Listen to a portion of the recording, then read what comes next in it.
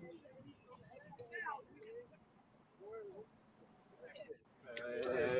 what's up? What's up? What's How up? you What you doing? doing, Professor? I'm coming up with a new short shot, hot Man, post, as utmost, usual, man. funky rhyme. New What's brain up, ain't man? How you cock out. doing, man? It's good. Where y'all going? It's chilling, man. We Yeah. both talking. Yeah, What's man. up, man? You gotta Cool. chill, man. You? So, you know it. You know it. Dirty white gloves, man. Yeah, man. You got this time.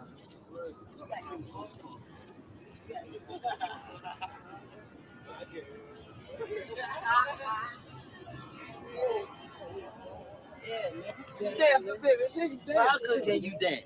You dance better than you can rhyme. I doubt that very seriously. You know that, man.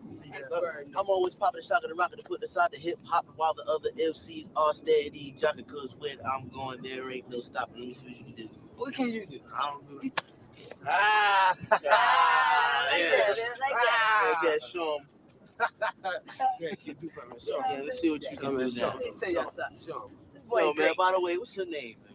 Well, my name is Pow Wow with all the know-how, who can rock it right here and shock it now. Because I'm the one with the shortest style. To all the party people don't work their while. Well, introducing me to GLOBE. I got the fucking harmony. As you can see, my rhymes are so sweet for little boy Keith. So get a little Keith to show up with me. Just dance with Keith, dance with Keith, dance.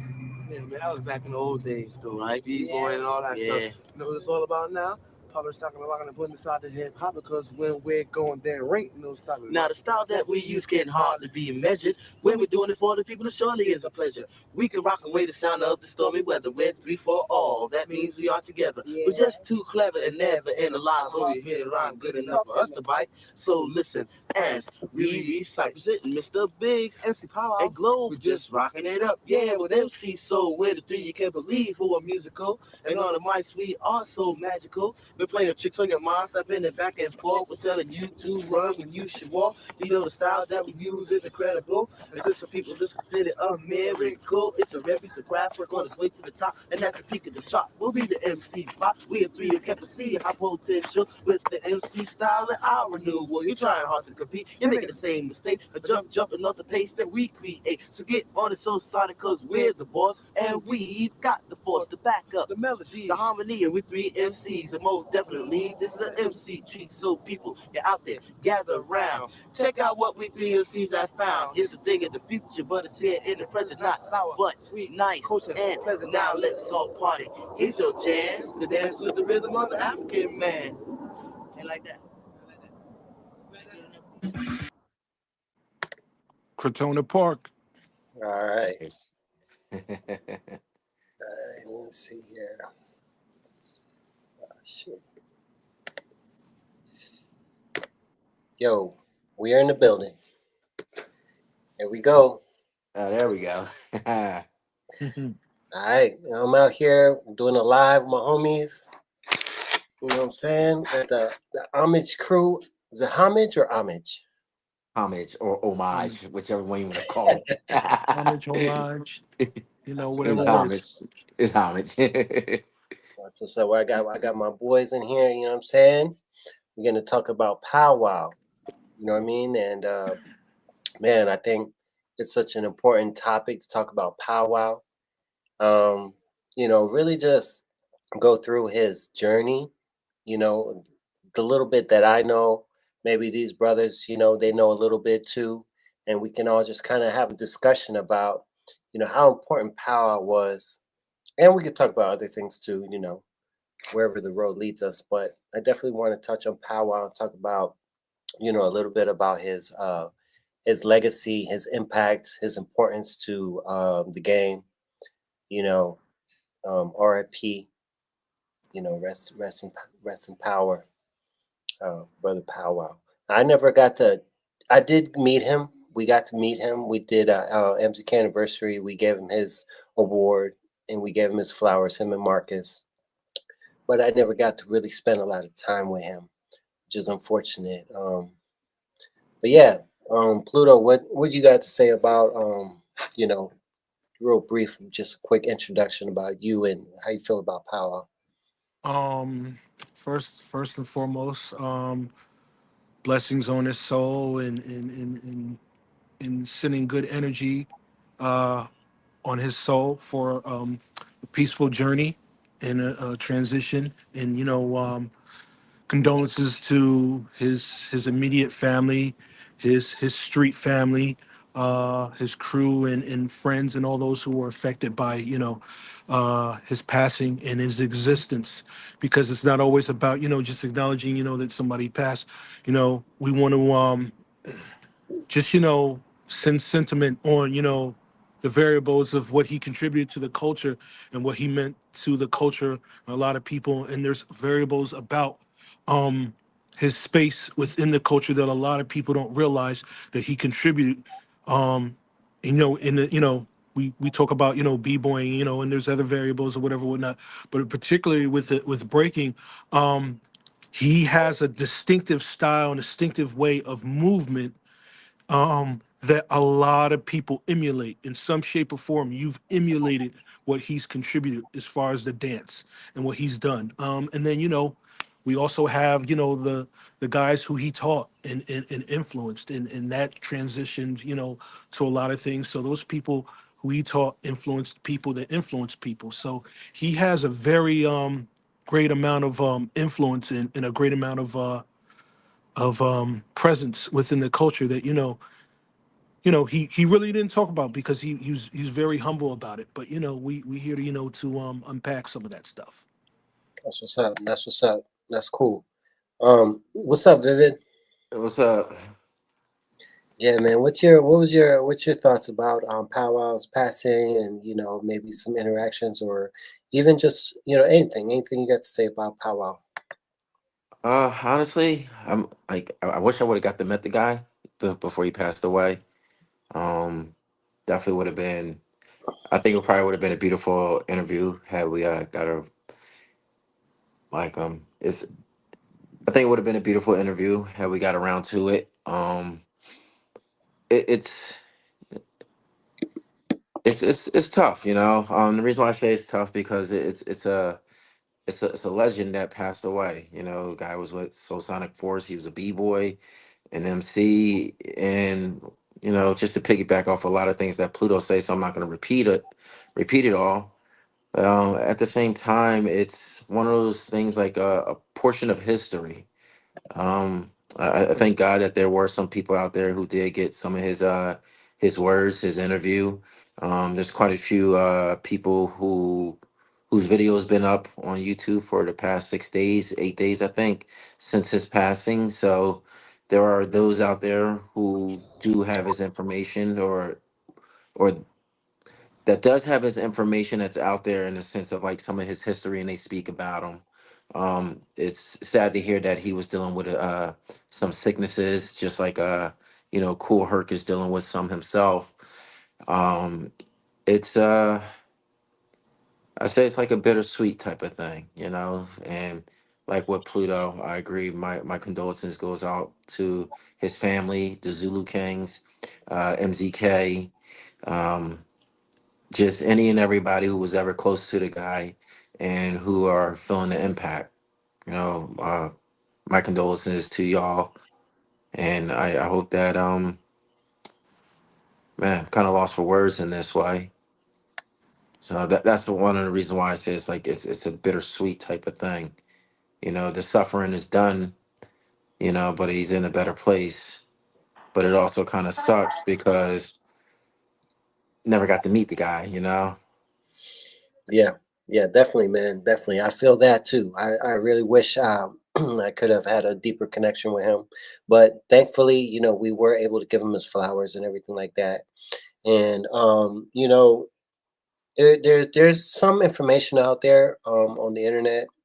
Yes. I think he did do a couple interviews and stuff like that. One of the best and the dopest interviews comes from Norn Rad, you know, and I Mm. gotta shout out Norn Rad, because we have a lot of information because of that dude. So props to Norn Rad for documenting this history, um, and everything like that. So shout outs to Profo. You know what I mean? That's good profile. So yeah, but I do want to go through a little bit of what I found looking at his interviews and everything like that. And you guys can jump in, and add or give your 2 cents, whatever. Are you about to go off the Swimo John? Hmm? The interview that Swimo did? Yeah, yeah. I want to get into that too. I want to get if you want to Okay. go ahead and you want to. Well, let's first of all let's talk about a little bit of his background, right? Yeah. He was born in 61, Yeah. and from what I can tell, he started dancing around 73. Now he says that he was 11 or 12 when he started dancing, and if he's born in 61, that puts him around 72 or 70. That puts him around 72, 73. And Yeah. he mentioned a couple different interviews that he started dancing around 73. All right. So that would So put him at like what? 71 would have put him at 10. You said 73. yeah. I don't So know why I'm having a brain fart. Yeah, that's about 12. Yeah, yeah. that's 12. So now he was from the South Bronx. He was from the South Bronx. Uh, Okay. 168 and Fulton Avenue. And he says he learned from Daryl D and Eldorado Mike. Those were the Mm. guys that put him on to the dancing. Although he does say that Daryl D never hit the floor, and that Eldorado Mike was a great hustler, and he break a little bit. So I think that they were kind of guys that maybe kind of messed around, but they weren't serious about it. But Mm-hmm. they put him on, and they took him to his first cohort party. They were Nice. you could say, they were guys who like introduced him to the style that he would later on develop. Hmm. Yeah. A lot of those guys, and around that time, like the 73 is like, comes from the burning era, and a lot of burning was going on, and guys did hit the ground during the burning era. As times progressed from 73 on to about 70, 75, 76, before the changing of the guard, there were guys who went down on the ground more than others. Yeah. And he was one of those guys who started out as a burner and later moved on, to the ground. Right, right. And it's interesting. He actually says in one of the interviews that he grew up with Clark Kent and the twins. Mm. So, before he went to cohort parties, apparently, he knew those guys and he was dancing with them. So, when he went to cohort party, he was brought there with, now this is interesting. The Daryl D, the D stands for his last name Diaz, as far as I know. So it's a Mm. Daryl Diaz and Eldorado Mike. And the first cohort party that he went to was at the Twilight Zone. Now let's talk about real quick the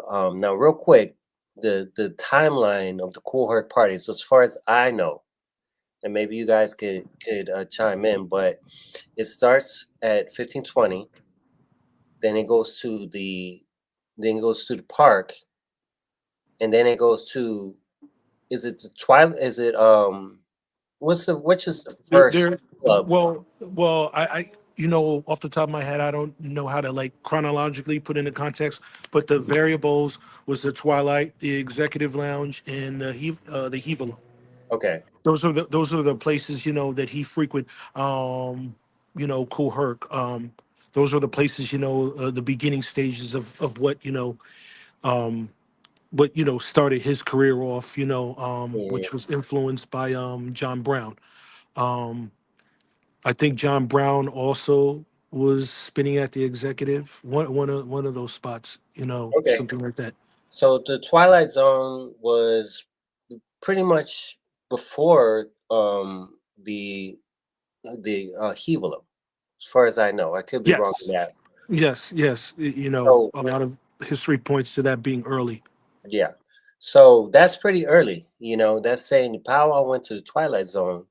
I think Sasa was telling me that he did the infamous battle with Trixie at the Twilight Zone. Okay. So that gives you a little, reference point, how early that is. So this is Pow Wow went to the Twilight Zone when his first cohort party. Nice. And um then from there, and now he also says that he saw the twins, Sasa, Ducey, and Clark Kent at the Twilight Zone dancing. So, Okay. a lot of people say that, those guys came a little bit later. They weren't Mm-hmm. at the very beginning. So, this is probably around when they first started. I don't know. There's a lot of, I don't want to get into, you know, the whole cohort, timeline, get all deep Yeah. into it. Yeah. But yeah, but anyways, he says he saw the twins there. He saw Sasa, Ducey, and Clark Kent. So they inspired him to B-boy. Now, after that, he says he moved to from Fulton to Franklin Ave, and then from there he meets Marcus in school. So when he meets Marcus in school, he says, now this is interesting. He said that Marcus was the best b-boy of all time. Those Interesting. are his words. Marcus was the king of b-boy. And he says that when he met Marcus, he was a member of the Smokatrons. Yep. So Okay. Marcus, Started so out with the Marcus was Smokatrons. a member of the Smokatrons was with DJ Smokey. That So is I correct. feel like that is super fascinating. Um, yeah. So shout outs to Dr. D. He's chiming in right now. He says Hevelo and the Twilight Zone were happening at the same time, according to Charlie Rock. Okay, cool. Okay. Yeah, I So do remember. I remember Charlie Rock mentioning that. There's quite a so few interviews. yeah. So after that, so he meets Marcus, and he says that Marcus is the best b-boy of all time, and he says that he was a member of the Smokatrons. So from there, Pow Wow goes to Smokey's parties, Mm-hmm. and he says a lot of interesting things. I want to quote one thing he says here. He says this: Smokey played over the Dover. That's where you tested your b-boy skills. He had like 10 girls in there, and all of them were B girls, bringing it to them dudes, man. To me, at that time, the Smokatrons were the baddest b-boy crew out. Nobody was touching them. Not Casanovas, not Flash, not Black Avery, not bumpy face Melvin. Nobody was touching these boys. Their leader was a guy named Ron, and it was Ron, Kasim, Sleepy, and a dude named Bombay. Mm. So I think that's really interesting, and I've kind of always had this theory that b-boying when it goes to hitting the ground. Now this Mm-hmm. is just a theory. I could be totally wrong, but I feel like Smokey and the Smoketrons played a big part in the development of breaking on the ground. Absolutely. And Absolutely. the two reasons why I say that, and the one is that when it comes to cool heart parties, the first people to really take it on the ground, Sasa, the twins, and Clark Kent. But really the twins and Clark Kent really took it to a new level, you know, that influenced people like DXT and Charlie Rock and Pow Wow, right? But the twins and Clark Kent came from Smokey's parties. And I remember I was talking to the twins. I got to speak with them at Freestyle session last year, and I asked them what was the difference between the Smokies parties and the Cool Heart parties. And you know what they told me? They told me that there was no difference. That's what they Interesting. told me. They told me there was no difference. So, I hear the stories about the Smokey and his where they used to dance at his place for days, days on end. They used to sleep there, wake up and dance, sleep, wake up. And so it's like I feel like he used to, take in these kids, and then they would be dancing so, for such a long period of time, for days, that I feel like, they took the dance to the new level and possibly took it to the ground in a way that nobody else did before. What do you think, Pluto? I think a train's going by. I think there's a strong possibility of that. Um, I've I've been doing some interesting research to create a cohesiveness of a lot of the variables because there's a lot of things within the context that the people are not seeing. So that's definitely a strong argument. And I think there has some validity in that statement. Yeah, you know um but that's something to get deep in that. That's a whole other story. Once the research, once we really develop the research, we really can expound on that. But that was definitely one of the things that I'm currently researching and looking at, and those narratives of the influence and what they had. Because um if you look at in particular with powwow and what he translated and what he passed on, really leveled up the baby Zulus. He has a strong influence. Him and Marcus have a strong influence from that. So the influence that he got, and then the influence, and then plus what he developed, is relative to what we see. So there, in order, we see Keith. Keith is Marcus and Powwow's student. So we see Keith overtly hits the ground. So if Powwow wasn't doing any narratives or they weren't getting influenced by those narratives, there would, you would not see what you see in Keith. So it's all relative. You just have to put it in a context and, and dig deep and find, narratives that, support, all those things. But, I think it's going in the right direction. And, I definitely believe that myself. That's what's up. That's what's up. Vivid, you have anything, any thoughts about that? Yeah, like so can you repeat the question? 'Cause- No, there's no question. We're just having a All right. discussion. Well, We're I talking would about say that, powwow. We're talking about the smoking and the smokatrons.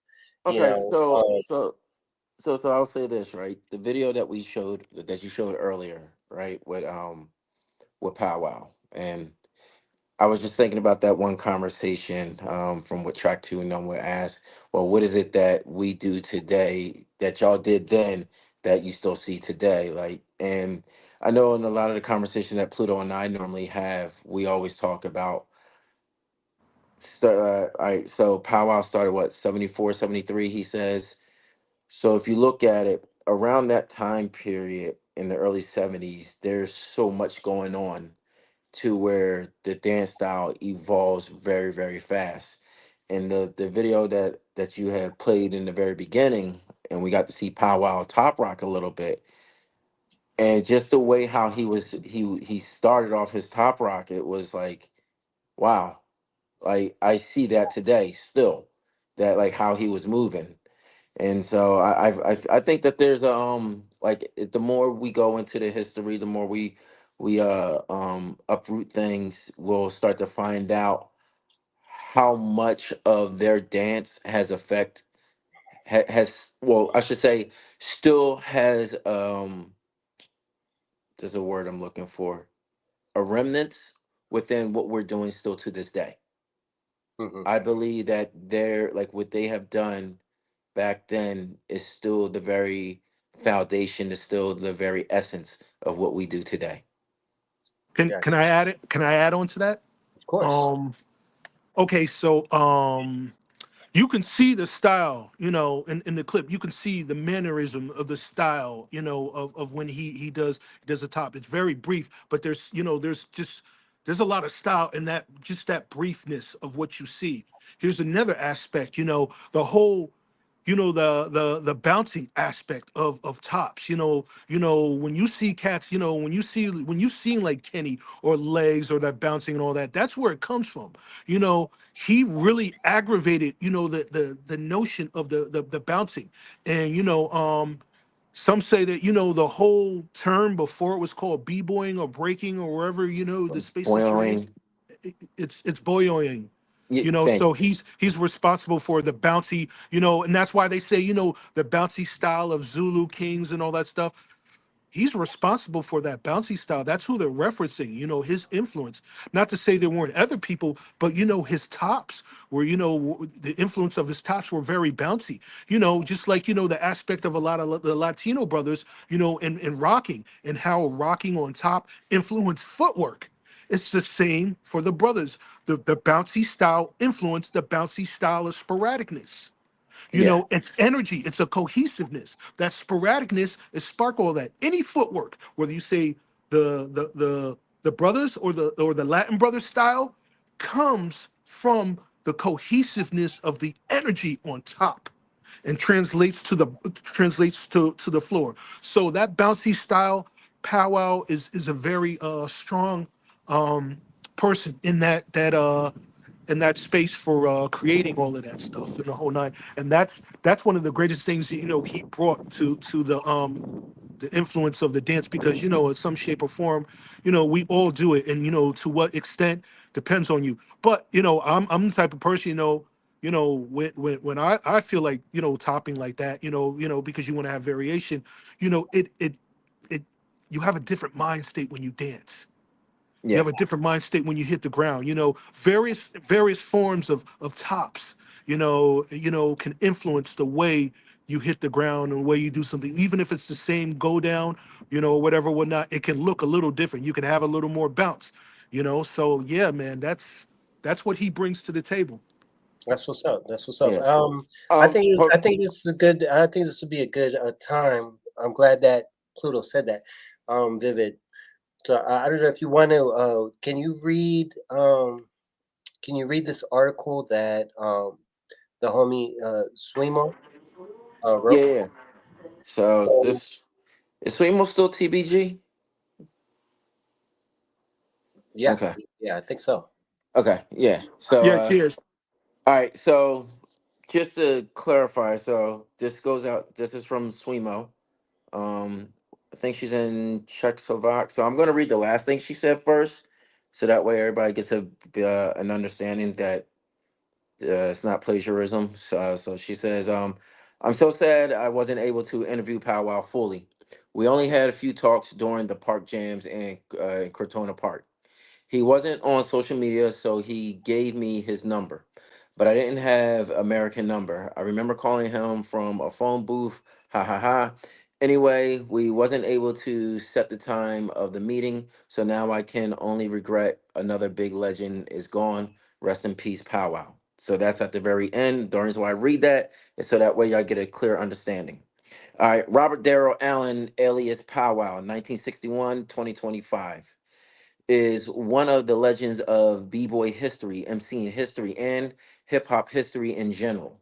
He was one of the first 11 Zulu kings and member of African Bambaataa Soul Sonic Force. In the dance world, his name is bound to the term boy boyoing. If hopefully I'm saying that right, Pluto definitely correct me. Which is frequently used in the sense of a Boyoing, like thank you. boyoing. Yes, boyoing. Okay, thank you. Used in the sense of a bouncing movement and b-boying. This kinetic concept is essentially contained in b-boys top rock, but can be performed in footwork too, as what Pluto was saying earlier. It is also said that boyoing was one of the original names for b-boying. In an interview, Pow Wow stated, A lot of cats don't know this. Okay, let me rephrase that. A lot of cats don't know this, man, but they weren't calling it b-boying. They were calling they were called boyoing kids. And boyoing kids went to b-boying, and b-boys went to break dancers, and MCing went from MCing to rapping. And we were boyoing kids, man. That's what we were. That interview can be found. What was they say that interview was at? Sorry. That's okay. Warner Von, I think, is that German? All right, humble little hip hop Yes, blog. it's German. Okay. Yes. I don't want to butcher dude's name. I think it's Wallerner Rods, but humble little hip hop blog is where that portion there can be found. So, as she continues to say, however, in my opinion, this was a little bit misunderstood because when I was asking Powwow about the term, he just laughed and told me that boing was actually a mocking term used by people who didn't understand the dance. They just saw kids jumping and rolling on the floor, so they called them boing kids or floor sweepers. Yeah, that's heard that one many a Just like time. hip hop was a derogatory name, those hippity hop kids, which was attached to breaking, not rapping, not writing, not DJing. It was attached to b-boying. The term hip hop, hippity hop, because what did and who aggravated that? Powwow, his Mhm. bounce. But Yeah, to go back a quick second, to clarify, to add context to what Profo said. Yes, rocking really didn't have bouncing. It was more of a burning style and everything. Just for clarification. yeah. Well, it doesn't have a heavy bounce, but he did say something after that, which he also clarified, which was great too. Um, what Profo said. You said We're the all jerk learning, is the man. most. We're all learning.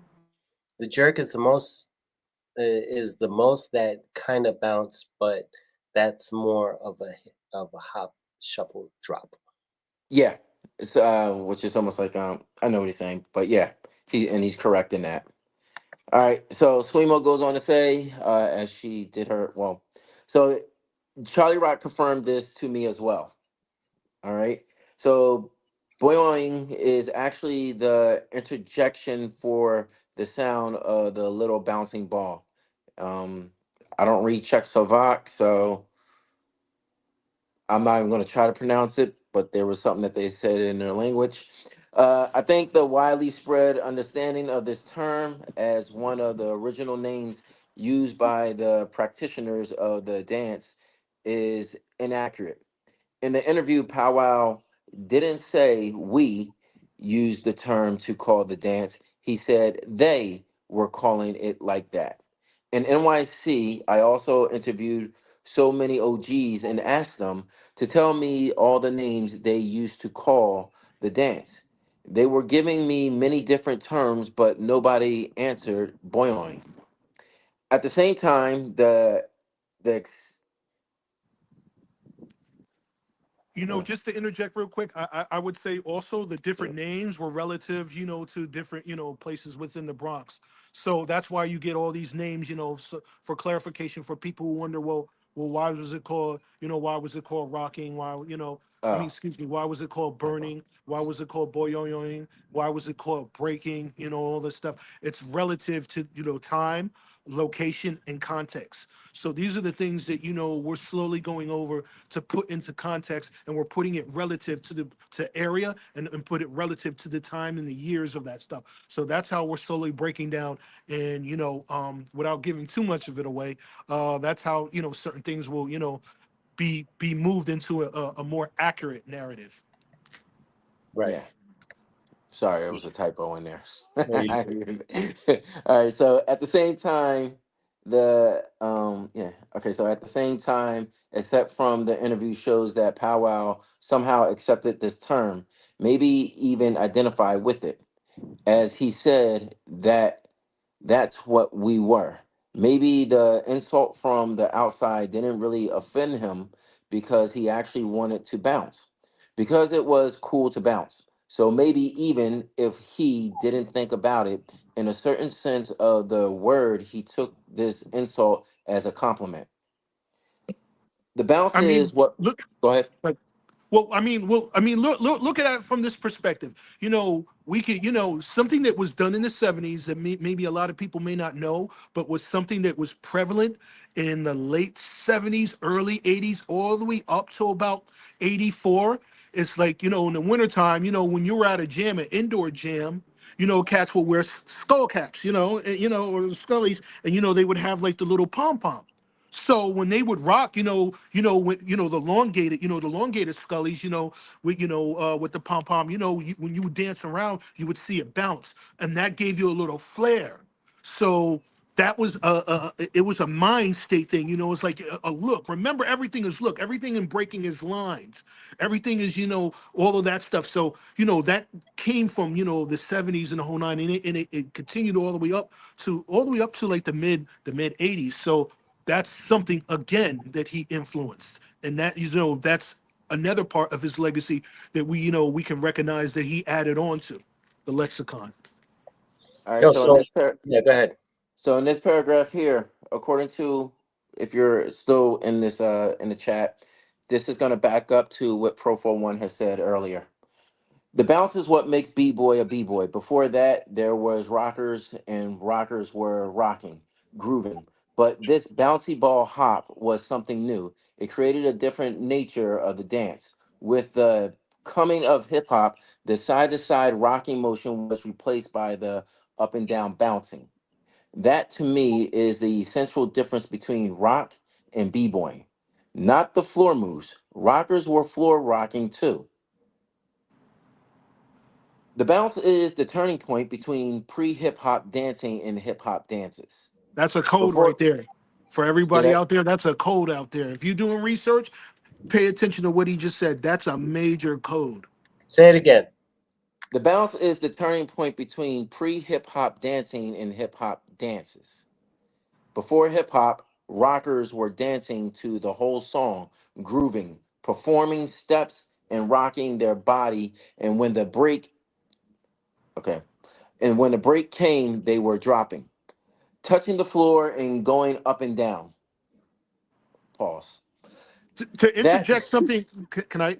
Is Go it okay ahead. if I interject? Yes, All right, yes. to Yeah, go interject ahead. something else. This is where part of my research, because I have a whole bunch of about 5 narratives of research that I'm researching. To crack the codes and all of this stuff. So that's one of the perspectives of what I'm looking into. And the interesting thing about that is just like is when the introduction of the doubles come, because before that they were playing the songs all in their entirety, and you danced a certain way, whether you were a burner or whether you were a rocker. When the introduction of the doubles was introduced, which was by a b-boy, not a DJ, the original Clark Kent, um, that created a new perspective of the dance. Remember, everything is context, and everything are small little like codes of small, context of variables that actually are small but are actually big in the bigger scheme of things. That affected the way people approach the dance, the way people came up to the dance. So with a lot of spin and air moves that were created, a lot of those came from accidents because being so hype. The franticness of the dance was already there, but you add bounce, and now you add the context of, wow, he's extending all of these breaks. He's extending funky drummer. He's extending give it up, turn it loose. He's extending the Mexican and all that. Like, oh my God, it causes a frenzy. Like it's been stated from guys like like Fable, and the Freshest Kids, and other people, the whole aspect of the dance of the frenzy. You're tapping into that energy of the guys that previously came before you. That's why the dance, even up to now, looks the way it does now. There's all types of ways of the dance, about how people approach, say, oh, is it b-boying, is it b-boying, or is it breaking, etc. The one thing that is consistent in all of that is the energy that those guys created. When you see a guy just doing like power moves for a half hour and spinning on his elbow, his ear, or his chin, pause, that dude is coming through with energy. That's energy. That Yeah. energy comes from the dance. Let me say something.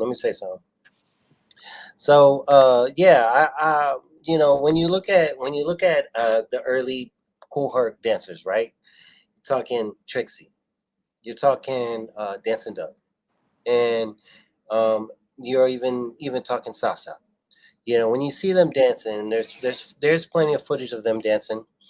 You don't see the bounce. You don't really see that top rock style that is what's known. You know, was is known for the b-boy style. You know, you don't see that with those guys. They're more of a Bernie. Yeah, They're more in yeah, the pocket of they're Bernie. more similar to rocking. You know, rocking freestyle. You know, Yeah. and stuff like that. Of course, they have they have their own style, but but you know, with Pow Wow and Keith and these guys, there's when I think you really start to see that The top changing of rock, the guard yeah, of the top the rock evolution. bounce. Yeah, the You evolution know, of the dance. and And I then you think got that's what's so important. You know, this is part of the importance, right? The importance of Pow Wow, the importance of the Zulu Kings. You know, yeah, you know the everybody played a role. You know, yeah. everybody Mhm. played a role in the history, and everybody contributed.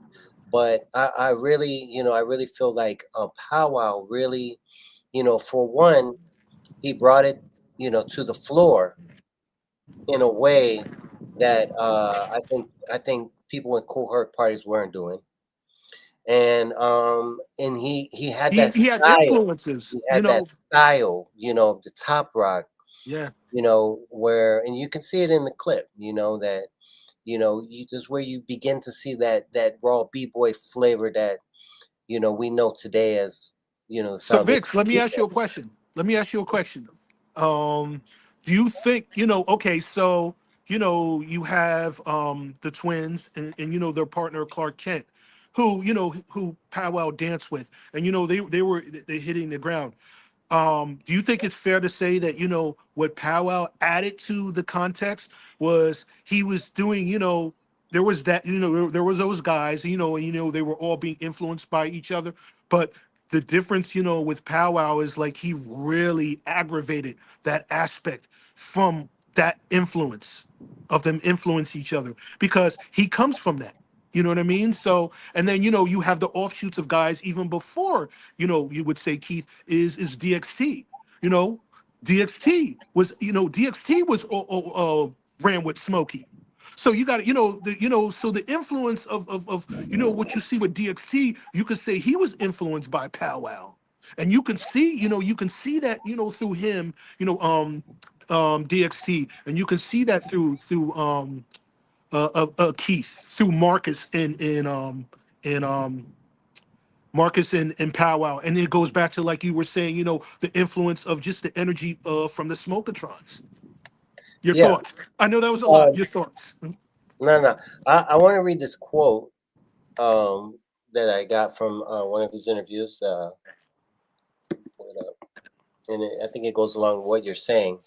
This is from the Norm Rad interview. He says, quote, I never lived in Bronx River.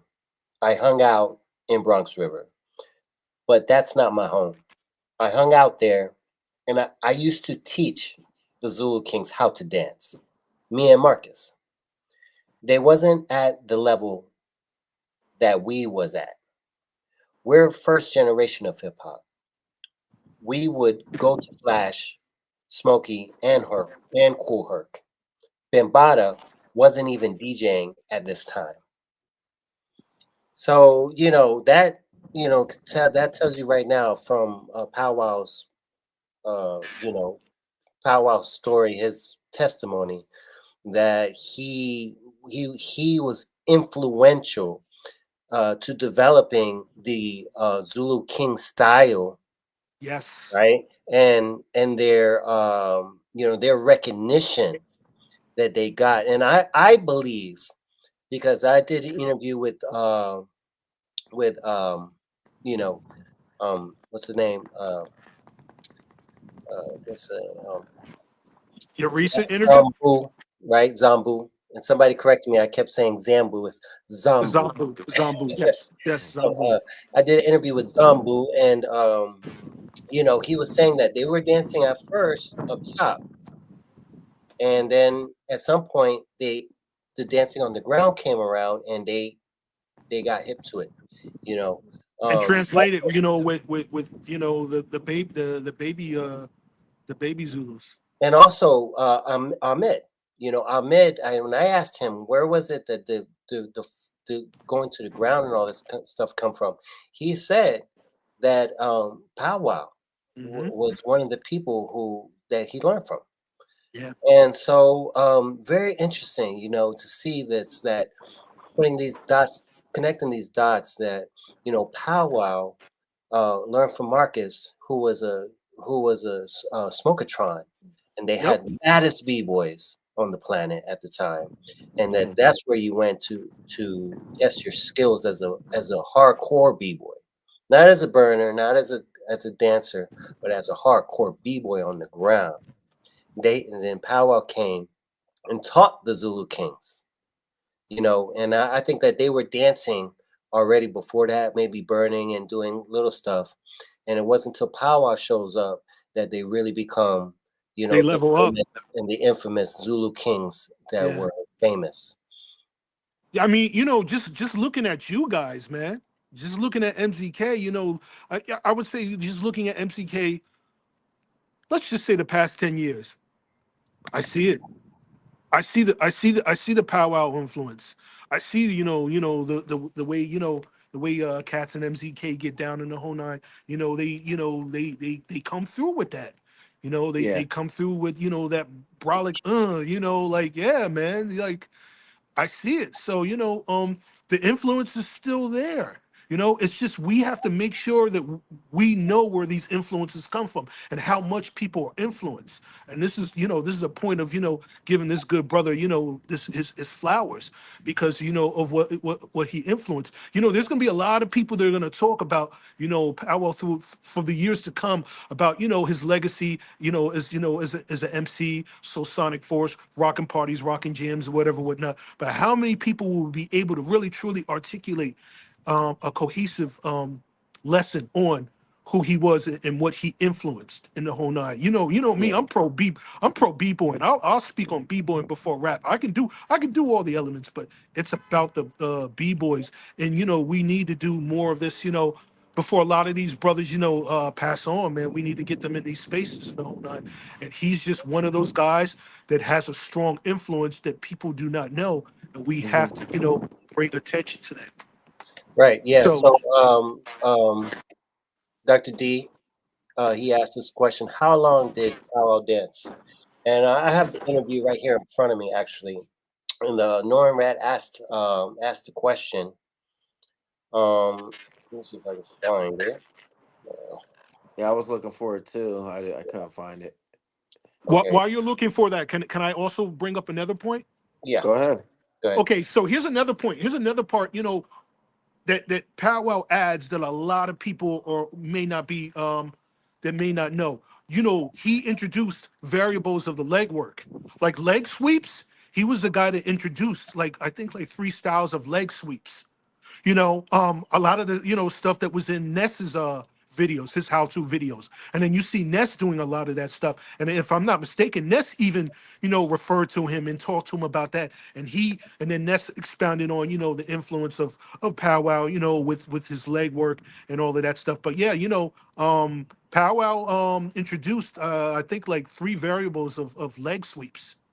I have it written down, on my page of exactly, in pictures of him, exactly what he does. I just can't remember off the top of my head. But yeah, the one thing I know is he introduced like two to three forms of leg sweeps. That's another variable that he has added that a lot of people, don't realize where it came from. So, it's very important to know what you're doing and who did what and who influenced, who introduced, or who created, because there's two aspects that we have to recognize: who introduced and who created. And those are the things that we have to slowly get on track when we present this stuff. Right. Yeah. So it says here they asked the question: how long were you on top of your game? And he says a bunch of stuff, but towards the end, he says, uh, 74, 75 to 76 to 77. That's when I was reigning. So yeah, so I'm thinking he may have like got introduced around 73, maybe dabbled by 74, 75. He was getting serious at 76, 77. Probably he was at his peak, and then um, started to slow down after that. Well, Now, I hold heard on one something second. Hold on around one there. second. Hold on one second. I want to answer this other question too. Um, so then he said he asked us. So then I guess Trixie was not the first breakdancer, but I do want to say that he did hold Trixie in high regard. He talks about Trixie here, and I'm going to read this real quick. As I said, I got into it in 1974. Trixie, Sasa, those were the guys I watching at Cool Herc parties. I was watching them cats. These were the cats doing it even before I got involved in it. I was watching them and I was like, oh, that's hot. And then I also told you about Ron, Kasim, and Sleepy from the Smokertrons. So, yeah, as far as him being the first B-boy, I don't, I don't really, not sure how true that is. I don't really believe that, but I can't discard Trixie. You know what I'm saying? He was influential, even the powwow. So give props to Trixie. You know what I mean? Sasa and those guys who influenced him.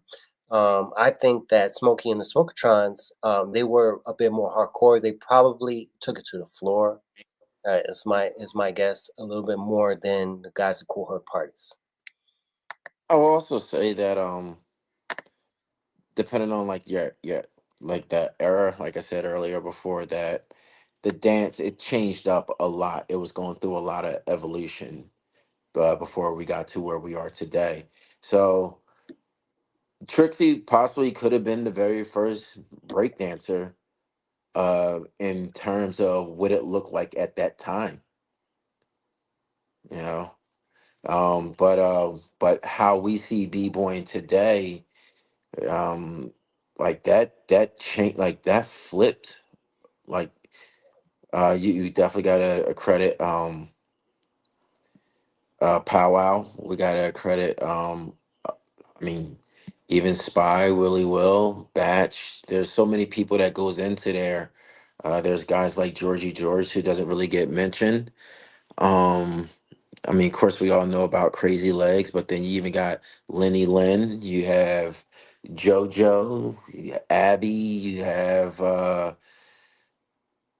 Pluto, the It, longest running black b boy right now. Wayne Wayne Blizz. Blizz. Yeah, Wayne Bliss, you know. So the longest technically the longest B boys, the longest B boy is Wayne Bliss. And the and if Frosty Freeze was still alive, he probably would have came in like second place.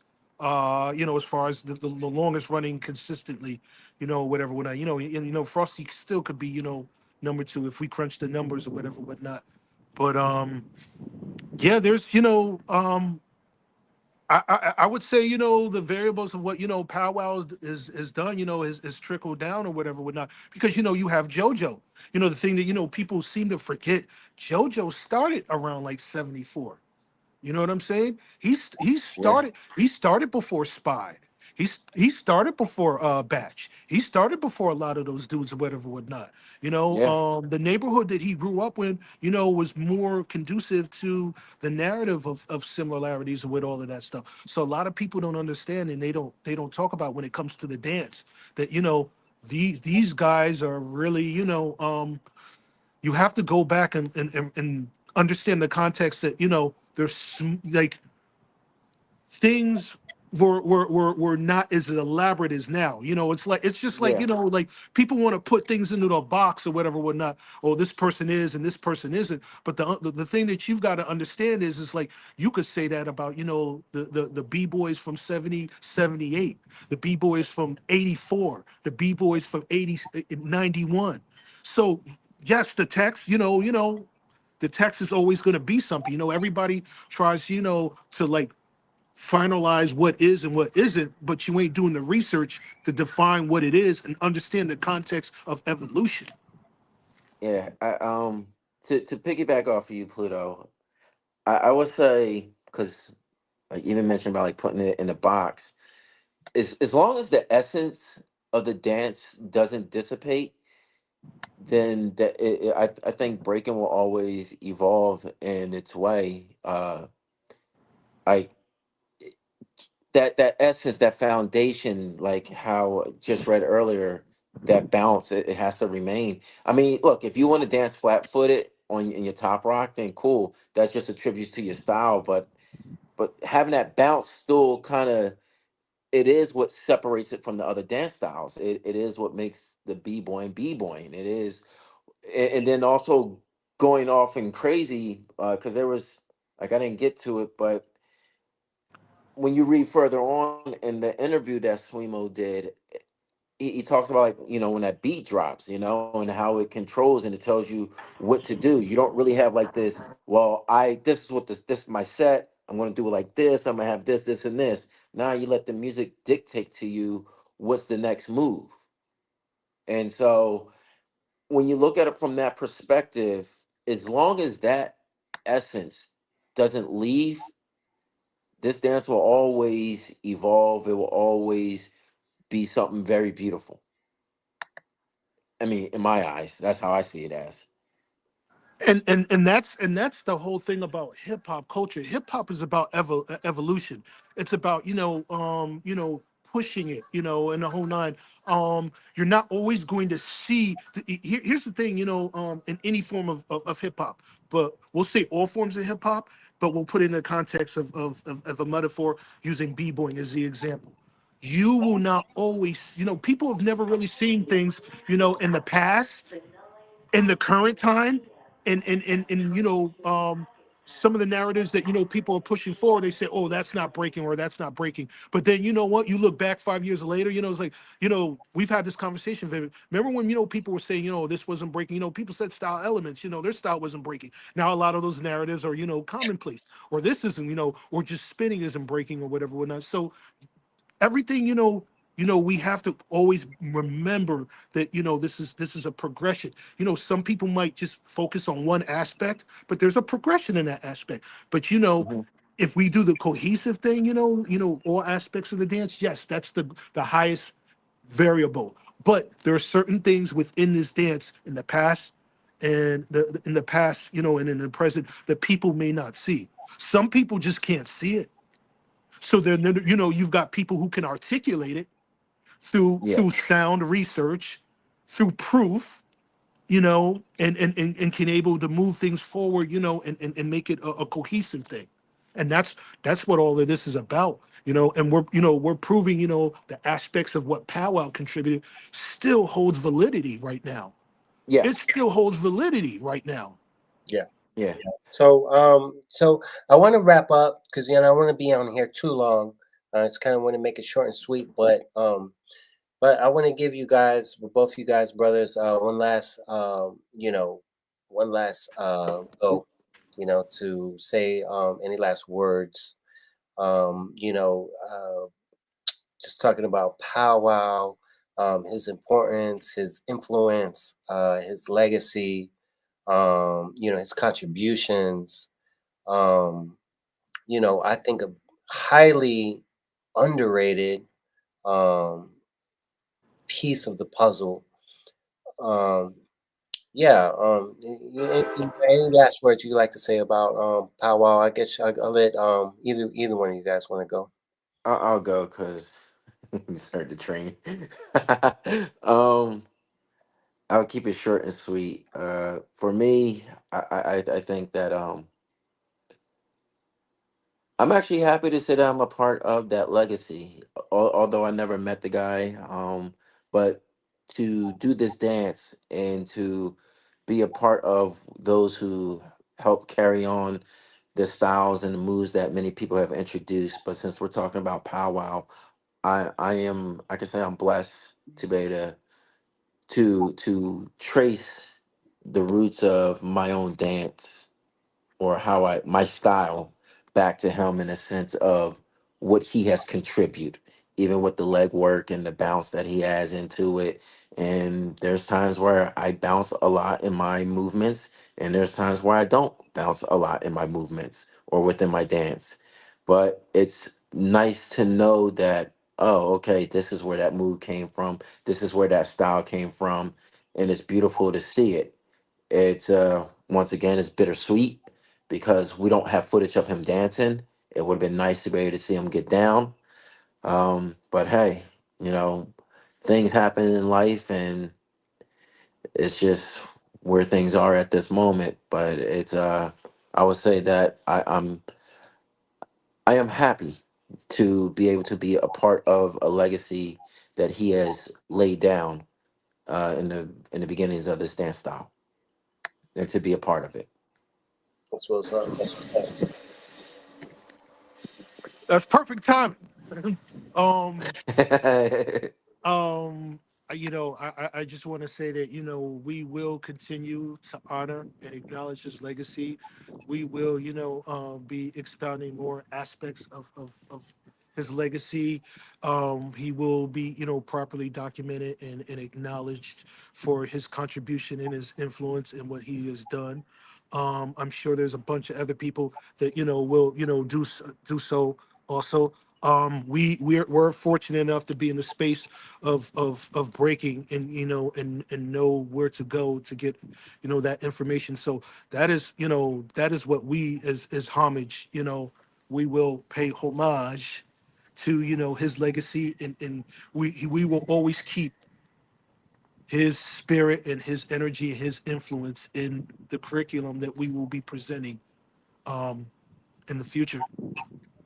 Yeah, absolutely. Well said. Well said. And yeah, for me, I just, quick recap. The brother started out, you know, um, as early as '73. He went to Cool Herc's parties with Daryl D, aka Daryl Diaz, Eldorado Mike. He grew up with the twins, Clark Kent. He met Marcus, who he considered the best b-boy of all time. He went to Smokey and the Smokatrons, who he said that was the best place for hardcore b-boy, his word, to test your skills. And then he later on, after that, went to Bronx River and his words taught the Zulu Kings. They were not at that level yet until he got there. And so, again, the bounce style that you can see in the clip in the beginning, um, took the dance to a new level. Even with his protege, little boy Keith, who is still dancing to this day and can still tear apart any of these young whippersnappers that are out here dancing with the original, you know, that original real raw b-boy style, a protege of Pow Wow. So, huge legacy, on behalf of the Zulu Kings, the Mighty Zulu Kings, which I'm a OG 13 member. We salute Pow Wow. Thank you so much for the legacy, and definitely always keep his essence alive through us and through our dance, through our crew. I want to thank my brothers, the Homage crew, for this discussion. We're gonna have more discussions coming up too. Shout out to my brothers, Vivid and Pluto. You know what I'm saying? And also shout out to Shwemo for the dope, super dope art the article. and also Nora Rad for the super amazing interview. He captured that history, um, like he did so many other instrumental figures in the b-boying game. So yeah, man, um, that's it. So we're gonna sign off, yo. Thank you, brothers. Appreciate y'all, and I'll No see y'all on the problem, next. man. All You right, know Always, how we brother. do, man. We always here. Peace. that's All what's up. Peace. Peace, y'all. right, peace. Yeah, man.